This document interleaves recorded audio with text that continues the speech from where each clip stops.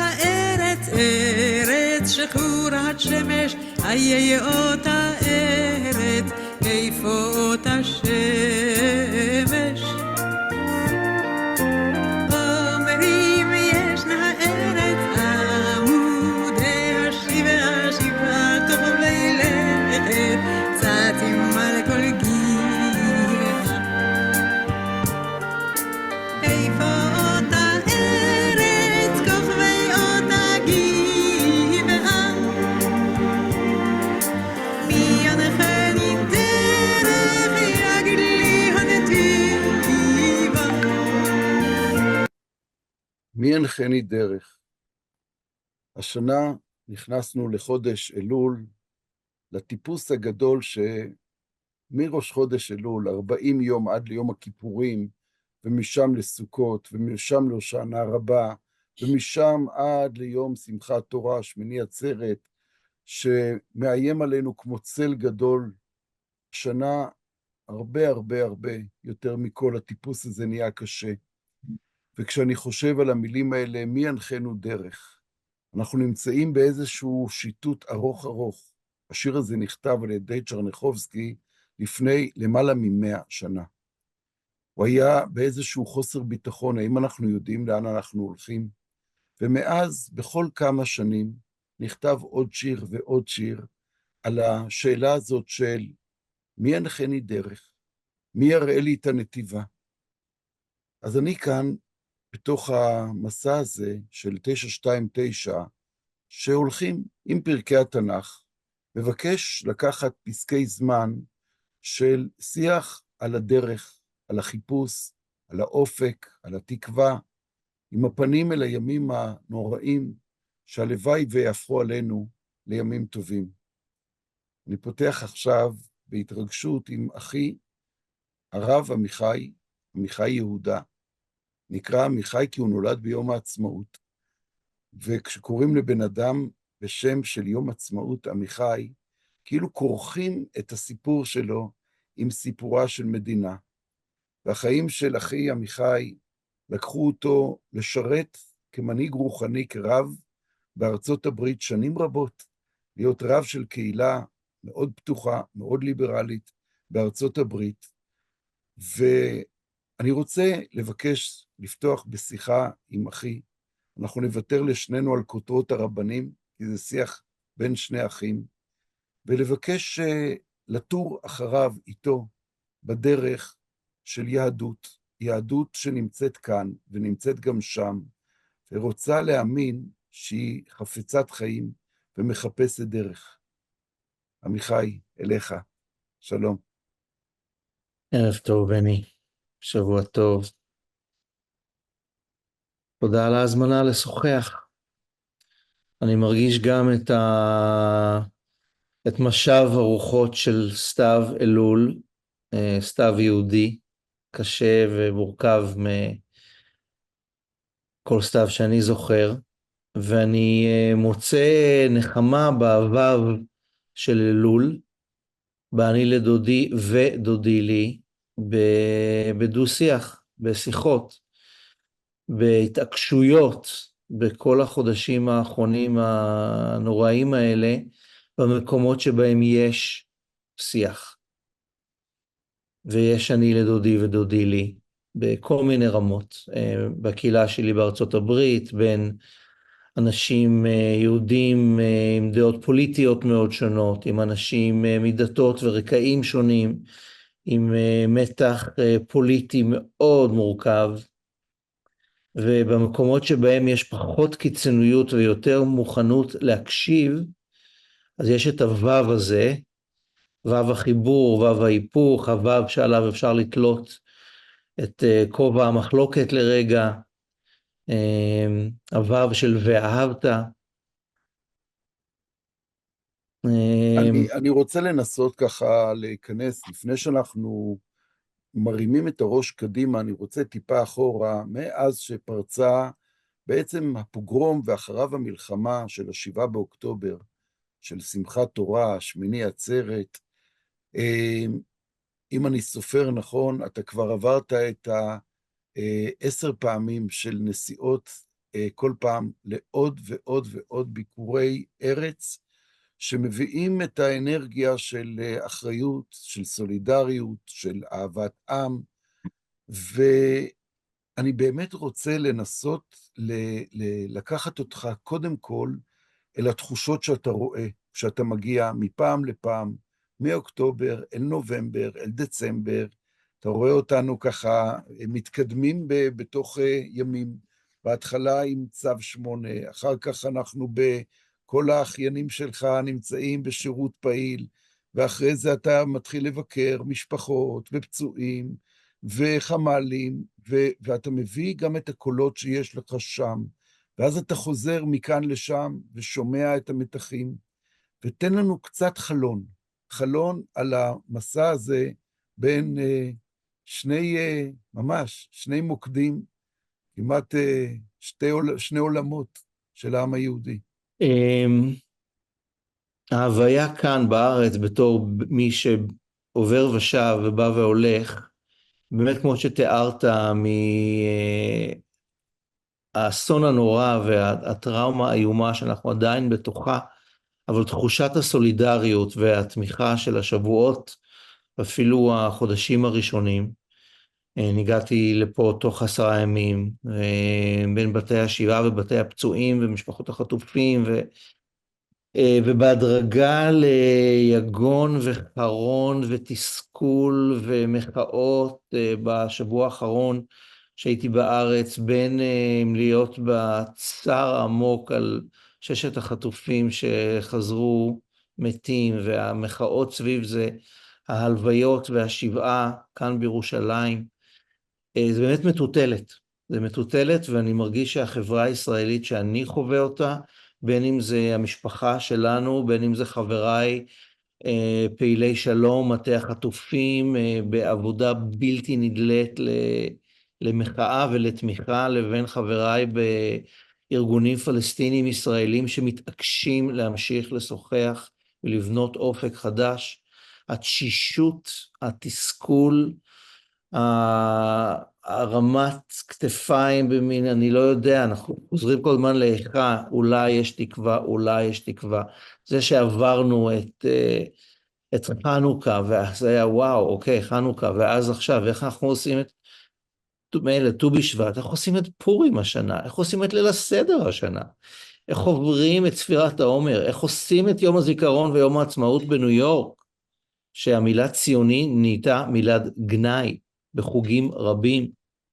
איך מגיעים לשבועות, איך מגיעים לתשעה באב, 3 השבועות, ואיך עכשיו מגיעים לימים הנוראים. אז התשישות בארץ היא מאוד מוחשת. בניו יורק אני חש שזה תשישות אחרת. הנה אנקדוטה, הייתה לי לפני, אני עכשיו בארץ ל10 ימים, הייתה לי לפני יומיים שיחת ועידה זום עם כל הוועד המנהל שלי, ומישהו בכיר אצלי בצוות אמר, So, Rabbi, how is it going in your country? אמרתי, מה שמעתי עכשיו? אתה שואל אותי מה קורה בארץ שלי? בישיבת ועד מנהל של הקהילה שלי, שאני בניתי? והוא לא אמר את זה מרוע, וזה אולי בשוגג, וזה התפלק לו, אבל אני שומע את האמירה שלך ולא שלנו.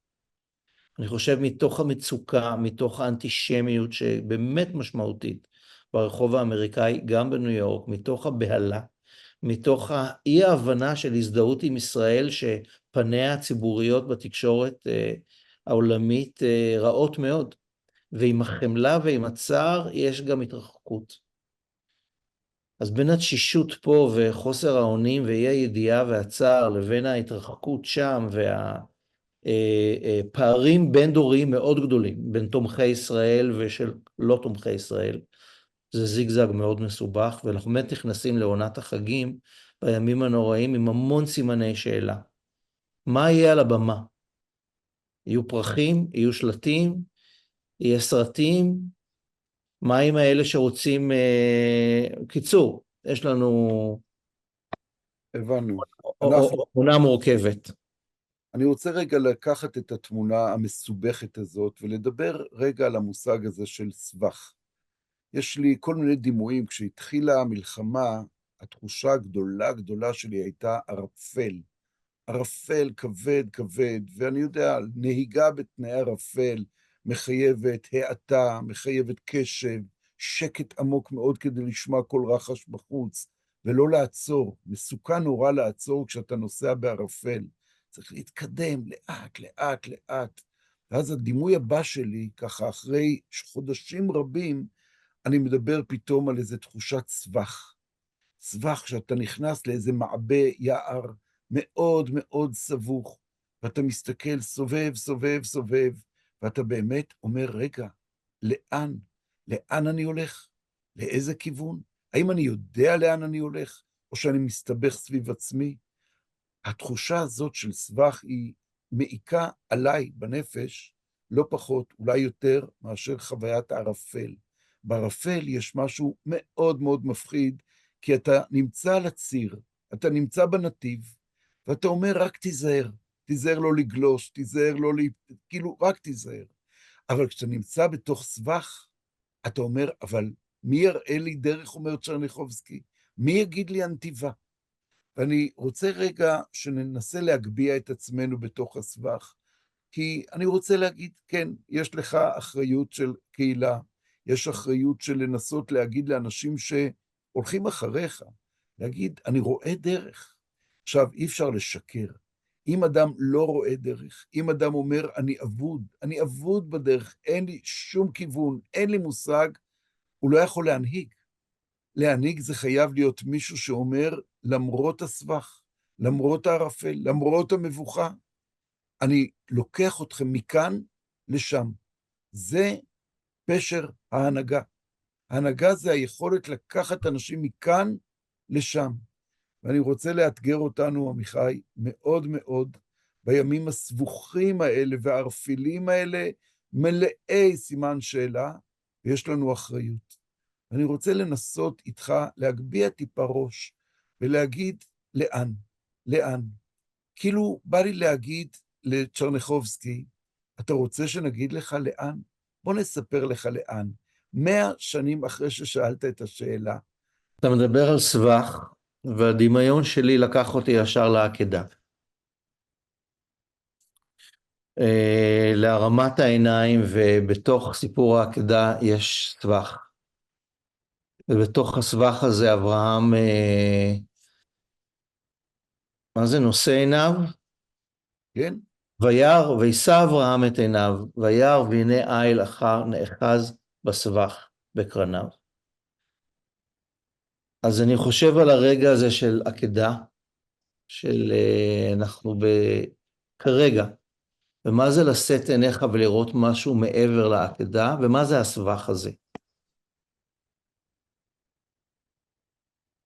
יש משהו בסבך המסובך הזה, שאם הערפל, זה הערפל אשר שם האלוהים, הוא הענן שגם דרך המסתורין משהו אחר מתבהר, אין התבהרות בלי ערפל, אז גם הסבך הזה הוא שלב של אבולוציה בהיסטוריה שלנו. אפשר לומר אולי שהעקדה היא רגע שבו קורבן אדם, שהיה מקובל בחברות עתיקות, ואב מקריב את בנו בכורו אולי. יש פה אבולוציה של חיות. זה אחד הפרשנויות של סיפור העקדה. ואני תוהה מה האבולוציה הבאה שלנו, לאן אנחנו הולכים הלאה? מהעקדה העוקדת, מהסיפור של משפחת אברהם שירשנו, שהיא בינארית מאוד, מי יורש? יצחק או ישמעאל?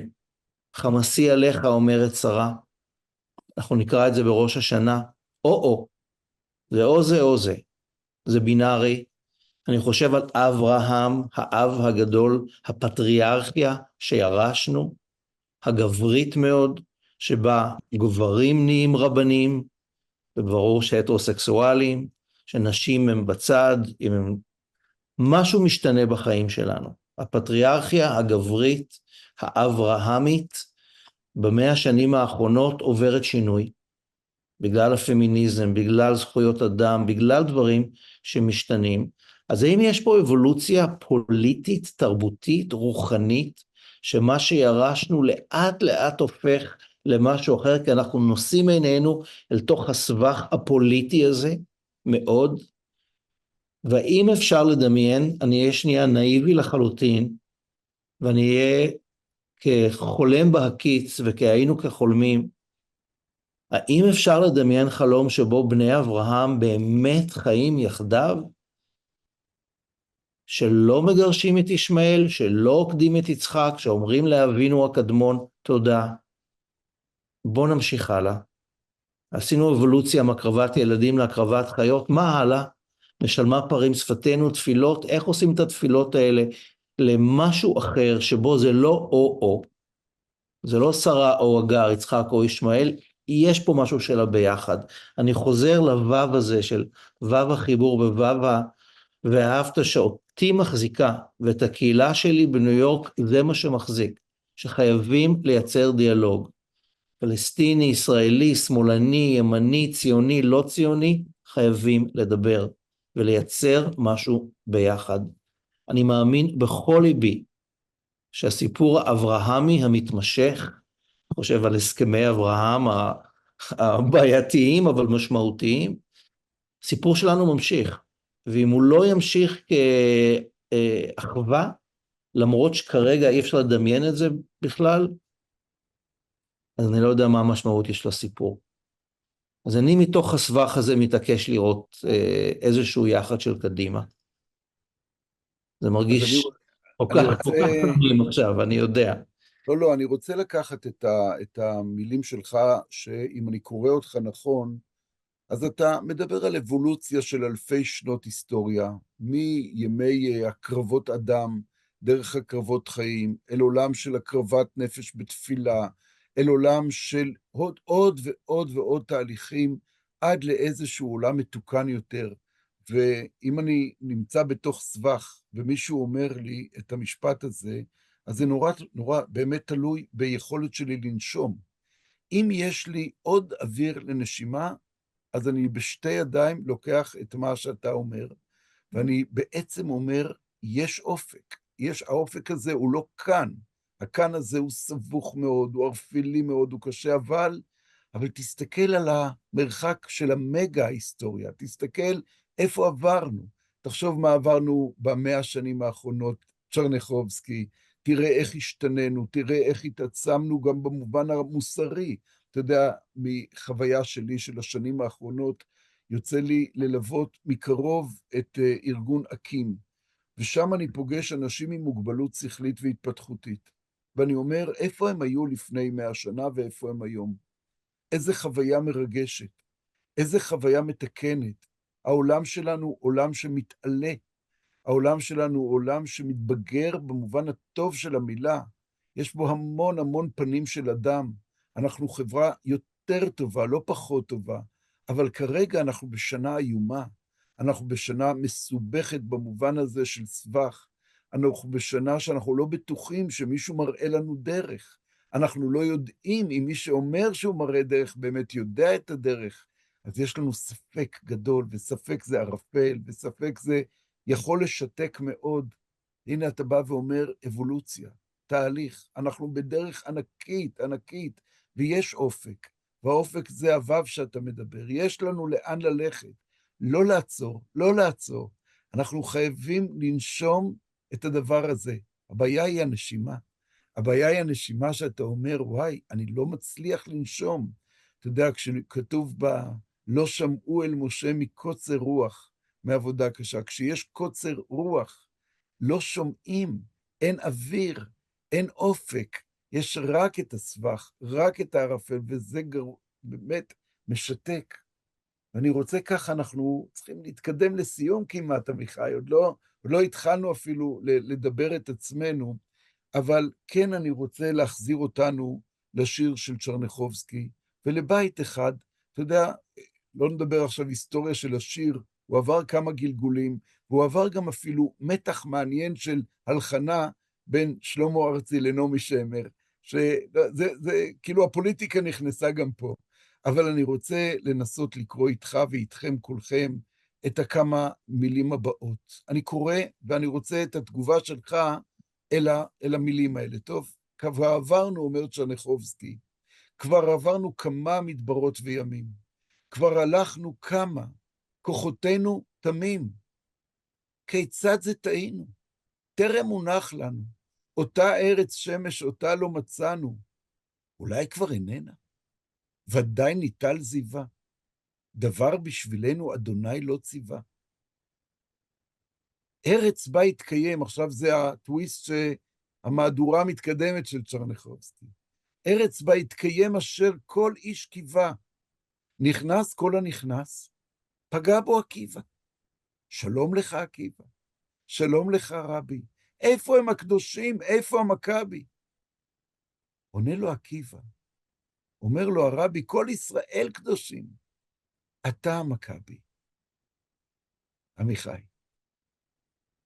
וואו, קודם כל אני ממש צריך עיון למה התכוון המשורר, אבל מה שזה מעלה לי זה את הצחוק של עקיבא. אני חושב על הסיפור המפורסם והידוע שבחודשים האחרונים עוזר לי מאוד, על התגובה שלנו לטראומה, תגובה היסטורית ומתמשכת לטראומה, והסיפור בגמרא על רבי עקיבא וחבריו שעומדים בירושלים אחרי החורבן, סמוך לחורבן, ורואים את החורבות של בית המקדש, ורואים שועלים מהלכים במקום שהיה בו קודש הקודשים, ועליו נאמר הזר הקרב יומת. ורבן גמליאל ורבי אליעזר, החכמים בוכים, איזה טראומה. על מה אנחנו מסתכלים? ורבי עקיבא צוחק, חכם הזן הגדול צוחק. אומרים, מה נהיה? מה אתה צוחק? הוא אומר, מה אתם בוכים? אומרים, איך לא נבכה? הוא אומר, איך אני לא אצחק? ומביא את הנבואות המפורסמות של אוריה וזכריה, ואומר, תראו, הייתה כבר נבואה שיהיו שועלים בקודש הקודשים, והתקיימה. יש עוד אחת שקשורה בזה, והיא שיבוא יום וישבו זקנים וזקנות ברחובות ירושלים, וילדים ישחקו ברחובות. אם זה יתקיים, אז זה יתקיים. אני צוחק קדימה, יש לי אופק. ואומרים לו, ניחמתנו. עכשיו יש פה סיפור תלמודי על טראומה, על הומור, על צחוק, על הצורך לדמיין, גם כשעכשיו לא קיים, הכביכול, והצחוק של רבי עקיבא, אני לא יודע איך הוא מתקשר לצ'רניחובסקי בדיוק, וכמובן שעקיבא הוא דמות מורכבת, אבל הוא נכנס ויצא בשלום מקודש הקודשים. אם אנחנו ניכנס לתוך הסבך, ולא נתעלם מהסבך, אם נשאל את השאלות החשובות, על איפה טעינו, ואיך נתקן, איפה הדו-שיח, איפה הוו המחבר, איפה האבולוציה שתיקח אותנו ממה שהיינו, למה שנהיה. אז יש הזורים בדמעה ברינה יקצורו, אבל אני משער שעבורך ועבור כל כך הרבה אנשים שיקרים לנו ואולי צופים בזה עכשיו, זה נשמע כמו כמעט מעליב לצחוק קדימה, אבל אני כן רוצה לקחת את הדברים שלך ולשתף לשיחה של שנינו את סבא שלנו שנרצח לפני למעלה מ-80 שנה ברבלינקה. סבא שלנו היה מנהיג שלא עלה לארץ. זה צריך קודם כל, אני אומר את זה, לא יודע איזה אינפורמציה זה אומר הדבר הזה, של סבא שלא נכנס, בחר צריך לומר, לא להיכנס, מסיבותיו המאוד ביוגרפיות שלו, למרות שכשהיה הצהרת בלפור, אז הוא נורא התרגש, ונורא רצה לעלות לארץ. זה היה בשנות ה-20, אבל בשנות ה-30 הוא כבר ויתר על זה. ואז הוא רק לאבא שלנו, בשנת 42, הוא אומר לאבא, תדע לך, יש לך בית בארץ ישראל. והוא צרב לאבא שלנו את הזיכרון הזה של לעם הזה יש בית, והבית הזה הוא בית שקורא לנו, מצפה לנו, ואנחנו צריכים לחתור להגיע הביתה. זה היה סבא. וכשאני שם רגע את סבא פה בינינו, ואני אומר, סבא, תסתכל 80 שנה אחרי. יש לנו עם שחותר לחיים. יש לו המון מה לתקן, יש לו המון המון לשפר, יש לו המון המון המון קומות עוד לעבור, אבל הוא נמצא במלחמה שנקראת מלחמת קוממיות. קוממיות זה קומה פיזית וקומה רוחנית ומוסרית. הוא כל הזמן מנסה לחזור להיות עם חי. וזה היה החלום של סבא שהוא עצמו לא מימש. אבל הוא צרב את אבא שלנו בזיכרון כדי שהוא יבוא לכאן, והוא ייצר את התנועת המשך הזאת, והנה אנחנו מייצרים דור ועוד דור. כשרואים את ההמשכיות הזאת של הקוממיות, להיות קוממיות בארצנו, אז כן, הצחוק הזה הוא לא צחוק לועג, הוא לא צחוק אפילו של ייאוש של חנה, הוא צחוק של תקווה, הוא צחוק שאומר, אנחנו בדרך. הסבך הזה, אתה יודע, לפעמים אתה נמצא בתוך סבך, ואתה מסתכל על עצמך, קרה לי את זה כמה פעמים בכל מיני ניווטים שמצאתי את עצמי באמת במקומות מביכים, ואז או שאתה בוכה, או שאתה צוחק, או שגם וגם. אתה מסוגל להבין שסיטואציה היא לא הגיונית, היא לא סבירה, אבל אם אתה יודע שאתה בדרך, אתה יודע שאחרי הסבך יש עוד המשך של קומה. יש המשך של השתדלות של עם חפץ חיים. אז הצחוק הזה יכול לתת הרבה כוח. אני רוצה אותך למשפט סוגר, כי אנחנו ממש ממש בסיום השיחה, משפט שאתה חושב שאתה תביא איתך אל הדרשה שאתה תישא בקהילה שלך השנה בימים הנוראים. אני חושב על הסבך ועל הערפל, אני חושב על הספירלה שחייבת להתכווץ בשביל להתרחב, שאנחנו בתוכה כרגע. אני חושב על השיר של אלחנן ניר, שיצא מאוד מאוד סמוך לתחילת הסיפור הזה, על תורה חדשה, שמסתיים עם המילים, ובידינו הכל ניתן. עכשיו אנחנו צריכים תורה חדשה. אנחנו נשתדל. בידינו. הרב עמיחי, אחי היקר, תודה, ואנחנו נשתדל. אני רוצה להגיד לכולכם, לכל מי שנמצא בכל מקום שהוא, אנחנו נשתדל, הסבך הוא קשה, הערפל כבד, אבל אנחנו בדרך, ובעזרת השם, ביחד נשתדל על הדרך כדי להגיע למחוז חפץ. תודה רבה, שיהיה לנו גם אלול וגם תשרי לברכה. להתראות. אמן.